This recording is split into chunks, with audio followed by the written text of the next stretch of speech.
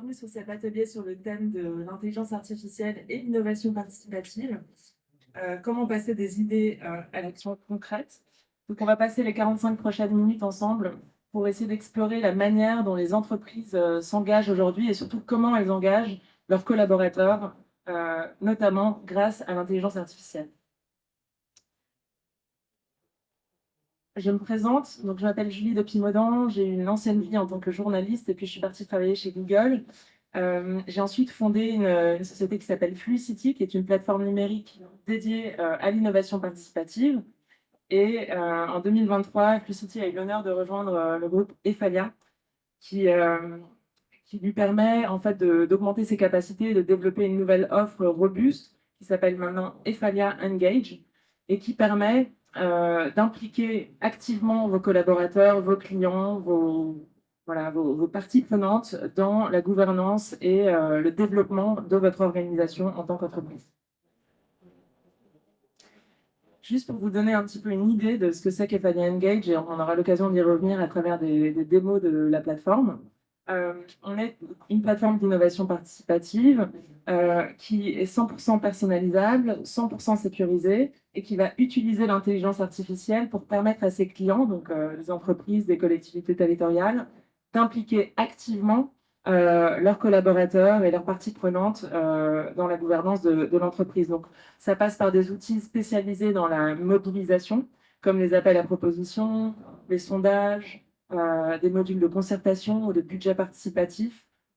L'idée à la fin, c'est que ces échanges, ce dialogue que vous menez avec vos parties prenantes deviennent de la data qui est en fait disponible sur un tableau de bord et vous le verrez avec des statistiques, de la lecture sémantique et toute une série d'outils qui vous permettent d'appuyer votre décision en tant qu'entreprise. Je voudrais vous proposer qu'on commence cet atelier avec une petite introduction sur des chiffres qui vont vraiment vous donner une idée des nouvelles tendances qui offrent un réel changement de paradigme en fait au niveau du travail, dans le monde du travail, pardon. C'est des chiffres qui peuvent être assez intéressants. Donc, le premier, les enquêtes en fait aujourd'hui montrent que le niveau de rémunération et le prestige d'une entreprise ne sont plus les seuls critères pour l'embauche. Et en fait, les salariés vont regarder d'autres choses. Donc, typiquement, d'après une étude Harris, vous avez 83% des salariés qui souhaitent que leur entreprise soutienne des causes d'intérêt général. Là, vous avez 67% des Français qui considèrent que les dirigeants d'entreprise doivent s'impliquer plus publiquement dans la gestion des problèmes de société. 85% pensent qu'il est capital de permettre à leurs salariés de se sentir utiles aux autres. C'est intéressant aussi. Et enfin, seulement 12% des salariés trouvent que leur dirigeant est très inspirant. On pouvait s'y attendre, mais c'est pour montrer qu'il y a encore du progrès à faire sur ces sujets. Donc finalement, on est vraiment dans un monde dans lequel les principes de sens et de solidarité sont en train de prendre beaucoup plus de place qu'auparavant.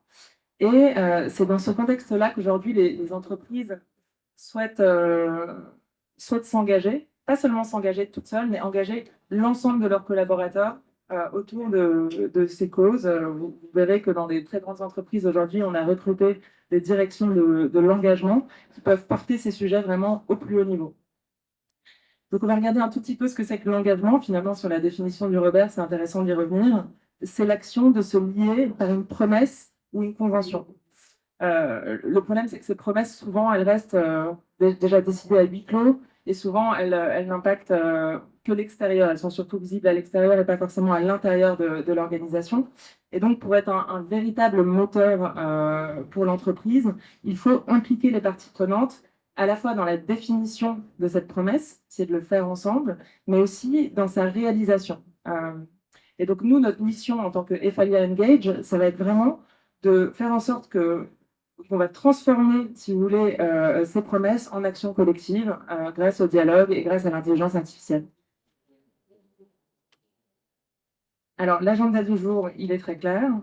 On va reparler d'innovation participative parce que c'est un concept qui peut avoir l'air un peu complexe, un peu distant. Donc, on va regarder un petit peu sur quel thème les entreprises s'engagent, quels sont les exemples, quelles sont les limites en fait de ce concept.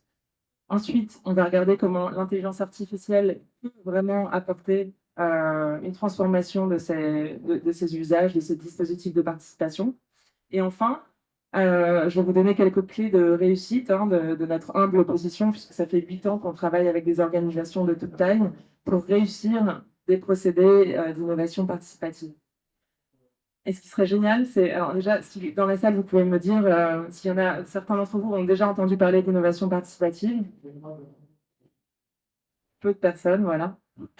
Très bien. Mais donc, c'est bien, on va repasser là-dessus. Et vous, surtout, n'hésitez pas à m'interrompre pour me poser des questions. Je serai ravie d'y répondre au fil de l'eau.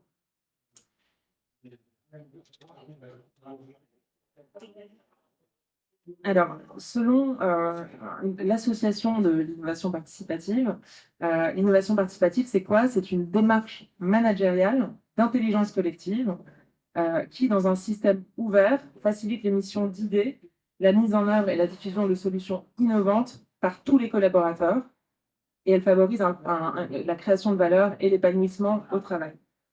Je trouve ça intéressant de revenir, parce que c'est assez touffu comme définition, vous me l'accorderez, de regarder un petit peu chacun des termes qui ressortent de cette définition.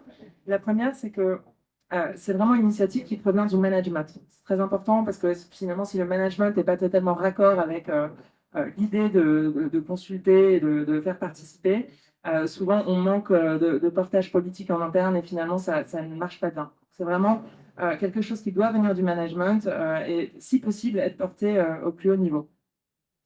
La deuxième chose, c'est que c'est une démarche qui est ouverte. Alors, on va pouvoir effectivement cloisonner dans le sens qu'on va pouvoir cibler seulement un groupe de participants, comme par exemple les clients d'une entreprise ou seulement certains salariés.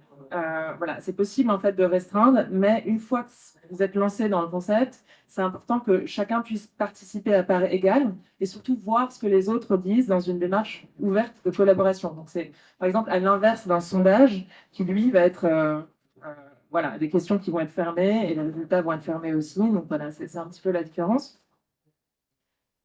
La troisième chose, c'est que vous êtes sur la recherche de solutions innovantes. Ça fait partie du bénéfice de l'innovation participative. C'est que finalement, quand on a un sujet qui peut avoir l'air complexe ou quand on a le nez dans le guidon sur un sujet, c'est intéressant d'impliquer un maximum de personnes pour apporter des idées nouvelles, voilà, changer un petit peu la manière de voir les choses et finalement créer plus d'innovation dans l'entreprise. Et enfin, on l'oublie souvent, mais l'épanouissement est au cœur de la démarche aussi, c'est-à-dire que euh, quand vous consultez, vous offrez un sentiment d'appartenance et finalement un plus grand engagement à vos collaborateurs. Et du coup, ça leur donne une sorte de sens à leur travail et l'envie de s'engager davantage.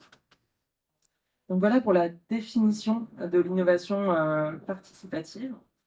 On va regarder maintenant les grands domaines d'application dans lesquels ce type de démarche s'applique.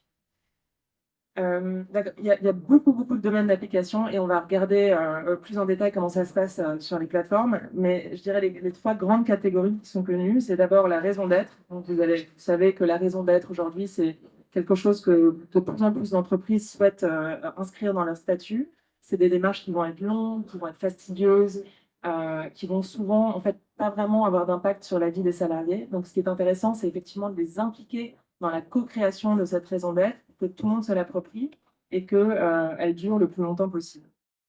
Ça, c'est quelque chose que beaucoup d'entreprises décident de faire à travers des plateformes d'innovation participative.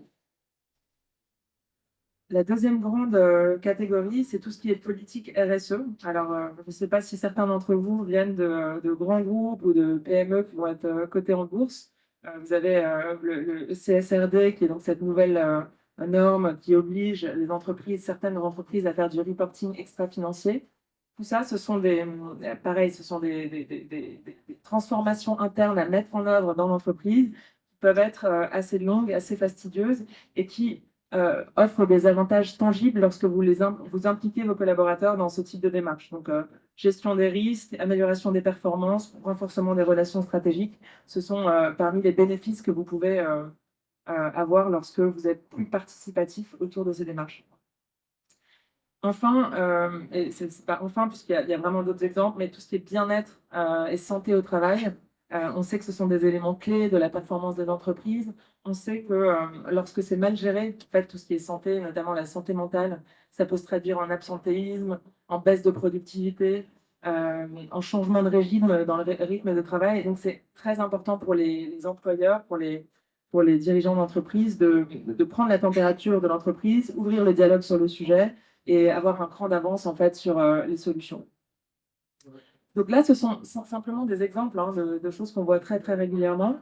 Mais on pourrait parler aussi de codéfinition de la feuille de route produit. Je vais vous montrer juste après un exemple de ce qu'on fait nous chez Efalia. L'évolution du socle de compétences, qui peut être aussi quelque chose qui peut être réfléchi de manière collégiale. Vous avez aussi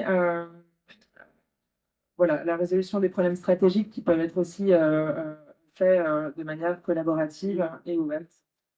On va regarder du coup, la plateforme Flucity parce que faut manger sa propre soupe, c'est très important. Et on le fait chez Flucity. Donc, si vous regardez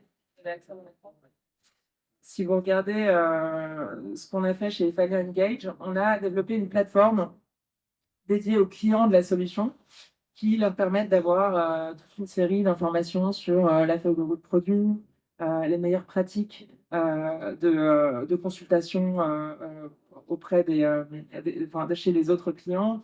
Il y a tout ce qui est dernières actualités, des replays, des webinaires, des formations qui sont postés dessus. Et on a aussi un forum sur lequel les, euh, les clients peuvent en fait participer aux consultations, poser leurs questions, échanger entre eux. Et donc, ça devient vraiment un outil participatif de satisfaction client au service des Fanny Engage. Premier exemple. On a un autre exemple ici qui est dans le secteur public, mais que je trouvais assez intéressant puisque ça concerne vraiment l'interne de l'organisation. Il s'agit du contrat d'administration du service public wallon, donc qui a chargé Fanny Engage de consulter l'ensemble des fonctionnaires du gouvernement wallon sur toute une série de thématiques d'avenir pour co-construire leur feuille de route 2030. C'est des sujets extrêmement vastes. Vous allez voir que ici, dans les consultations qui ont été postées par le service public wallon, vous avez 11 consultations, mais il y a voilà, une très belle participation à chaque fois, un très grand nombre d'idées. Vous voyez que les idées, on peut les consulter, hop, on peut les consulter ici. Je peux les trier en fonction de celles qui ont reçu le plus de votes, celles qui ont reçu le plus de commentaires. Et je vais vraiment pouvoir regarder en détail les commentaires qui ont été postés il n'y a pas de commentaires, mais voilà, vous êtes vraiment sur un débat ouvert autour des grands sujets prospectifs de l'organisation du service public wallon. Il y a un troisième exemple ici, que je trouvais peut-être intéressant à vous montrer.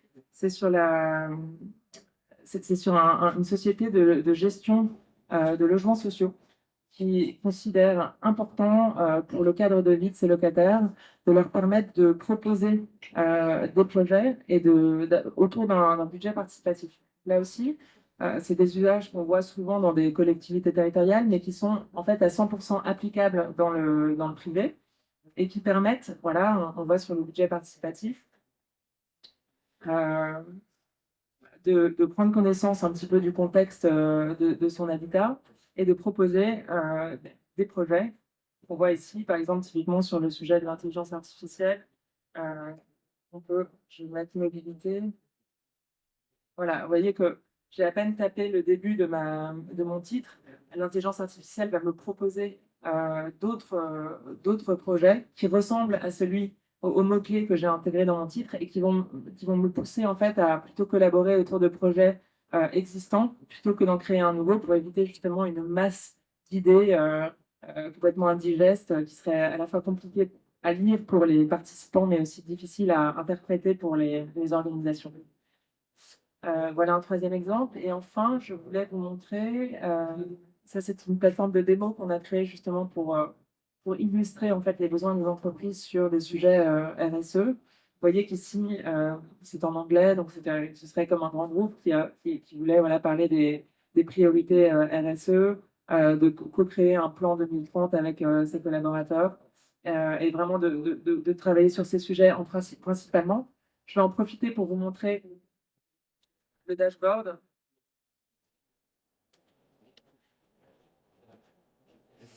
qui, euh, qui présente un certain nombre de choses intéressantes.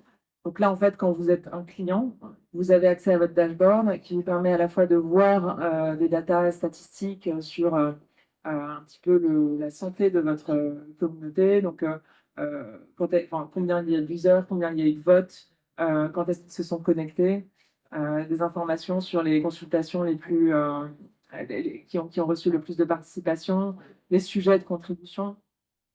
Vous avez la capacité de créer des dossiers, donc organiser l'information sur votre page d'accueil, euh, de gérer des consultations, d'échanger des messages avec votre communauté. Vous pouvez leur envoyer des newsletters. Donc, une fois que vous avez, je ne sais pas, 10% de votre masse salariale inscrite sur la plateforme, vous pouvez directement envoyer des newsletters depuis la plateforme. Et tout ça est vraiment extrêmement personnalisable et flexible. Donc ça, c'est pour vous montrer un petit peu à quoi ressemble la version 2.0 des outils d'innovation participative, sachant qu'il est possible évidemment de faire ça de manière physique avec des consultants dans des salles. Mais voilà comment ce type de plateforme s'organise. Je voudrais qu'on regarde un petit peu les bénéfices euh, que peuvent voir les organisations lorsqu'elles se lancent dans des processus d'innovation participative. Donc pourquoi les clients se lancent? Pourquoi est-ce qu'ils décident de le faire? Donc il y a une première chose, c'est un changement de forme dans la communication. Trop souvent, on essaye de faire passer de l'information du haut vers le bas. Ça peut être un petit peu contraignant et puis finalement, on reçoit tellement d'informations, de tellement de canaux différents que ça peut être fatigant. Ici, l'idée, c'est de changer un petit peu la donne et de se dire, aujourd'hui, on aime bien, quand on reçoit une information, pouvoir donner son avis dessus, surtout si cette information concerne notre quotidien, que ce soit au travail ou dans la sphère publique. C'est une manière beaucoup plus interactive et plus moderne de communiquer avec vos communautés. La deuxième chose, c'est d'identifier en fait des signaux faibles, des forces, des faiblesses qui vont exister dans votre organisation et dont vous n'auriez pas forcément pris connaissance parce que les personnes qui sont concernées vont avoir du mal à s'exprimer ou pas forcément trouver le bon endroit pour le dire. Et donc, c'est vraiment un outil on va pouvoir capter la température d'une organisation à travers, typiquement, l'outil des sondages est assez bien fait pour ça. Troisième grand bénéfice, c'est de développer une nouvelle culture, une culture du débat et, in fine, une culture de l'excellence au sein de votre organisation. C'est vrai que voilà, dans certaines organisations, on va vous demander proactivement votre avis. On va vous demander en fait de dire la chose même si elle n'est pas agréable à entendre. Et dans d'autres, ben, on va pas le faire. Et donc, c'est un outil intéressant de changement culturel en interne des organisations de faire ce type de démarche. Quatrième grand bénéfice, c'est effectivement de récolter des données. Donc ça, on l'a vu hein, sur le tableau de bord. Vous allez, contrairement à une réunion comme celle-ci, où en fait on va chacun avoir notre interprétation de ce qui s'est passé pendant la réunion, bah, vous avez au sein d'une même plateforme, sur toutes les consultations confondues, de la donnée qui est stockée et qui vous permet de vous baser dessus pour prendre des décisions importantes pour l'avenir de votre organisation. Enfin, le dernier bénéfice, c'est au sujet du temps passé. Donc, on va le voir après justement sur la partie analyse des données, sur la partie réflexion. L'intelligence artificielle vous permet de gagner beaucoup, beaucoup de temps. Et donc, finalement, vous allez passer peut-être moins de temps à essayer d'analyser les résultats de ces réunions ou de cette plateforme et plus de temps à exécuter un plan d'action qui va être le plus important, évidemment. Alors, donc là, je vous ai montré toute la partie euh, agréable de ces dispositifs. Il y a évidemment des limites dans ces plateformes, dans ces dispositifs participatifs. Euh, et je voudrais qu'on en parle parce que c'est important de ne pas tomber dans ces pièges lorsque vous vous lancez. Le premier sujet, qui est un sujet qu'on essaye de traiter au quotidien chez Fanny Engage, c'est le manque d'accessibilité et le manque de participation. C'est-à-dire que vous avez souvent des belles plateformes qui vont être mises en place, même presque la volonté politique, mais finalement, les gens ne participent pas ou ne participent pas assez pour que les résultats des consultations soient réellement légitimes. Et donc, ça, c'est un sujet voilà, qu'il faut travailler avec toute une série de méthodes dont on va parler juste après. La deuxième chose, c'est la difficulté de faire émerger des idées très pertinentes. On va souvent avoir le scénario où soit il y a énormément d'idées, mais c'est des idées mal écrites ou bateaux ou à côté de la plaque. Soit on va avoir peu d'idées et à ce moment-là, elles sont voilà, très complètes, mais on ne sait pas très bien quoi en faire parce qu'il manque le volume. C'est comment réussir à faire émerger à la fois des idées qui sont à la fois pertinentes et dans un nombre suffisant. Quatrième limite critique, c'est la lenteur de ces dispositifs, toutes les ressources nécessaires qui vont être, enfin, pour que ce soit bien mis en œuvre, en fait, on se dit qu'on va devoir engager quelqu'un, qu'il va falloir avoir quelqu'un à mi-temps, qu'il va falloir développer des outils de communication, etc. Donc, c'est aussi légitime. Et là aussi, je pense que l'intelligence artificielle va apporter des réponses, notamment sur le temps passé à la mise en œuvre de ces dispositifs. Et enfin, tout ce qui est difficulté à mettre en œuvre des projets suite à ces consultations. Donc ça, nous, on l'a vécu après des consultations qui s'étaient très, très bien passées. On avait des clients qui avaient développé des plans, des plans de communication hyper ambitieux. On avait plusieurs dizaines de milliers de participants. Enfin, c'était vraiment des très, très belles consultations sur le papier. Et derrière, en fait, le plan d'action n'a pas suivi. Et donc, en fait, on a presque créé des déçus puisque les gens s'attendaient à avoir passé du temps sur une plateforme, d'avoir participé, d'avoir un peu donné de leur temps. Et finalement, il ne s'était rien passé derrière. Donc, ça, c'est probablement le pire scénario qui puisse exister. Et donc, l'IA ne va pas répondre à tous les problèmes, mais elle va pouvoir répondre à un certain nombre d'entre eux. Et je vais vous montrer comment. Donc, en théorie, et c'est ce qu'on essaie de construire à travers notre produit Ephalia Engage, il y a 5 grandes étapes pour réussir son dispositif d'innovation participative, ou en tout cas, il faut aller à travers ces grandes étapes. Ça ne veut pas forcément dire qu'on va les réussir, mais donc il y a tout ce qui est cadrage. Donc c'est le moment où elle va s'aligner sur la vision en interne, ce sur quoi, quels vont être les sujets prioritaires sur lesquels on veut faire collaborer nos parties prenantes. Deuxièmement, il y a la phase où on va récolter l'avis des parties prenantes, que ce soit à travers des sondages, du recueil d'idées, du débat sur des forums, des questions-réponses. La troisième phase, qui est souvent la plus complexe et qui fait peur aux clients, ça va être la phase d'analyse. Qu'est-ce qu'on fait de ces données? Enfin, voilà, c'est la partie un petit peu voilà, qui peut être un peu complexe. Il y a la phase de présentation des résultats et enfin la phase de mise en œuvre. Donc ces deux dernières étapes, c'est souvent l'étape qui va être négligée par les organisations parce qu'ils se disent, bon, on a des résultats, ça nous intéresse, mais est-ce qu'on veut vraiment les publier? Et puis ensuite, pour les mettre en œuvre, c'est encore une deuxième paire de manches. Et donc, à chaque étape, ce qu'il faut que vous compreniez, c'est qu'aujourd'hui, on a un réel changement de paradigme grâce à l'intelligence artificielle. Donc, l'intelligence artificielle, elle va typiquement au niveau du cadrage permettre d'augmenter la pertinence des consultations proposées sur base d'autres consultations qui ont très très bien marché dans d'autres contextes. Donc, il va y avoir une aide en fait à la saisie des consultations sur votre plateforme. La deuxième chose, c'est le dépôt des contributions. Donc, on disait qu'on avait du mal à avoir de la participation. Aujourd'hui, il est possible effectivement de recueillir des informations sur la plateforme. On peut vous aider à avoir une meilleure pertinence en allant collaborer sur d'autres projets plutôt que de créer du nouveau. On va pouvoir coacher les participants sur la qualité de la saisie de leur proposition. Et on va également pouvoir intégrer assez automatiquement aussi, grâce à l'intelligence artificielle, des questionnaires papier à la plateforme automatiquement. Donc ça, c'est quelque chose qui est fait très souvent dans les collectivités territoriales, par exemple, c'est qu'ils vont avoir des dispositifs de participation physique qui vont avoir du mal à faire communiquer avec la plateforme. Et donc ça, c'est vraiment quelque chose sur lequel l'intelligence artificielle change la donne. La partie analyse, on va le voir juste après. Je vais vous montrer un petit peu la plateforme d'intelligence artificielle qu'on propose là-dessus. Mais c'est vrai que vous avez une analyse qui est à la fois automatique, qui est en temps réel, qui utilise l'analyse sémantique, qui va regrouper un très grand nombre de propositions par thème automatiquement et qui va même vous donner en fait le niveau de convergence et de divergence des participants autour des thématiques proposées. Sur sur les résultats, mais ça va être fait automatiquement au niveau du participant. Donc, on va, de manière assez graphique, permettre une bonne compréhension des participants autour des résultats. Et enfin, sur la mise en œuvre, c'est là où l'intelligence artificielle ne peut pas faire grand-chose.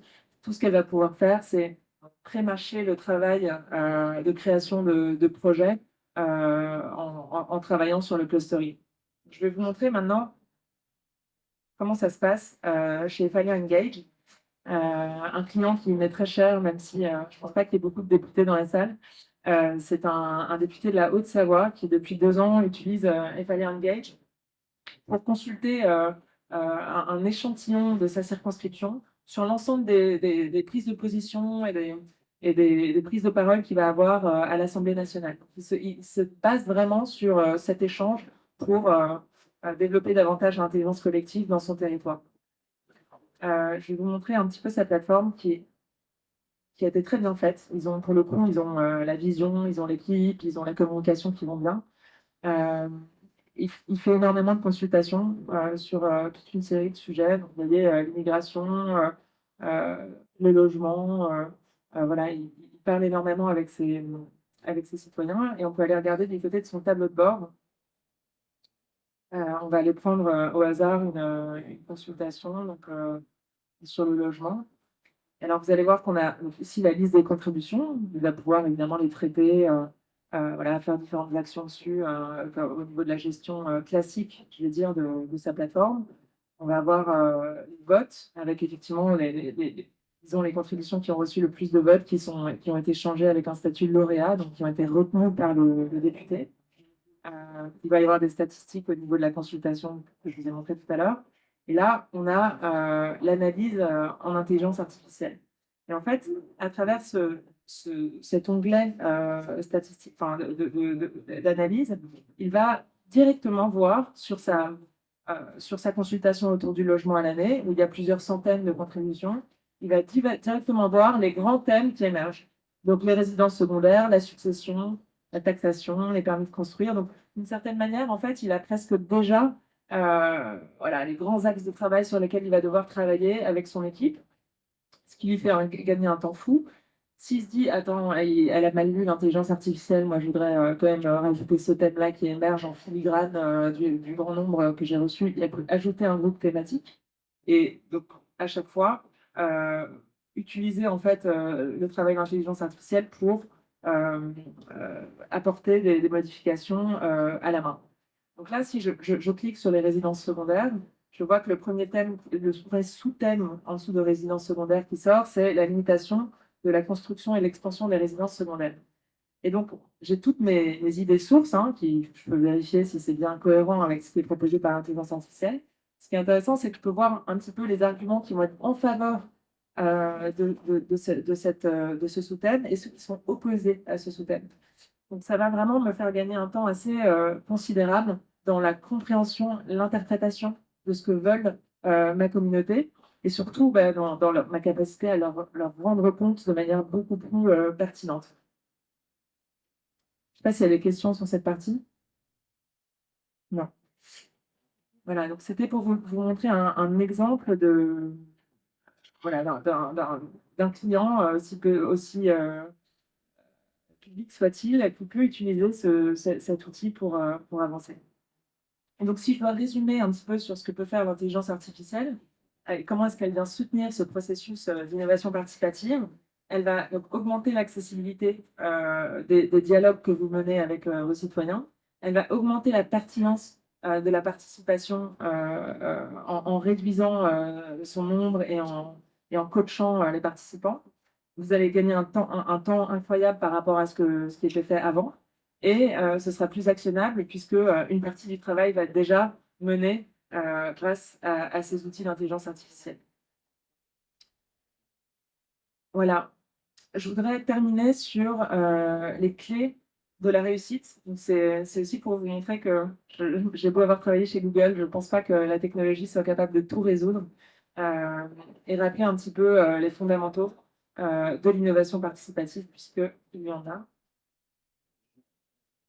Je crois que je tourne en arrière. Voilà.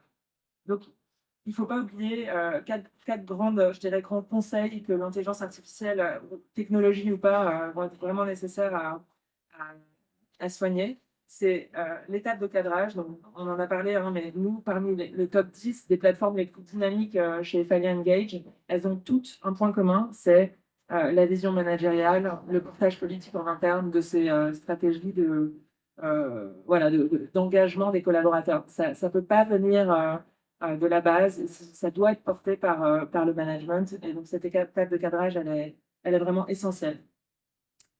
La deuxième, c'est organiser un suivi sur le long terme. Donc, certes, on va gagner du temps, éventuellement en ressources avec l'intelligence artificielle, mais voilà, il faut quand même que des gens soient responsables de ça, qu'ils suivent en fait l'évolution de la participation, qu'ils envoient des newsletters, que ce soit pris en charge, notamment sur la partie plan d'action. Il y a quand même un peu d'investissement à faire sur la communication. Donc, oui, la plateforme, elle va permettre d'envoyer des messages, d'envoyer des notifications automatiques, d'envoyer des newsletters. Mais pour vraiment essayer de faire participer un maximum, il faut réfléchir de manière innovante, par exemple des plans de communication physique ou des campagnes sur les réseaux sociaux ou des campagnes mailing. Enfin voilà, il faut faire en sorte que les gens soient au courant. Et enfin, il faut voir plus loin que la fin du projet. C'était le fameux exemple que je vous avais donné avec cette consultation massive qui avait si bien marché et puis c'était rien passé derrière parce qu'ils avaient voilà, peur ou qu'ils étaient passés à autre chose. C'est très important de vraiment venir avec des réalisations concrètes pour réengager durablement votre communauté, puisque sinon elle se découragera et elle ne viendra pas participer à la prochaine occurrence. Voilà pour moi. Je suis ravie d'avoir passé ce petit temps avec vous. J'espère qu'on aura l'occasion d'expérimenter ensemble les nouvelles manières de mettre l'intelligence artificielle au service d'innovation participative. Et puis, si vous avez des questions, n'hésitez pas, je serai ravie d'y répondre. Merci.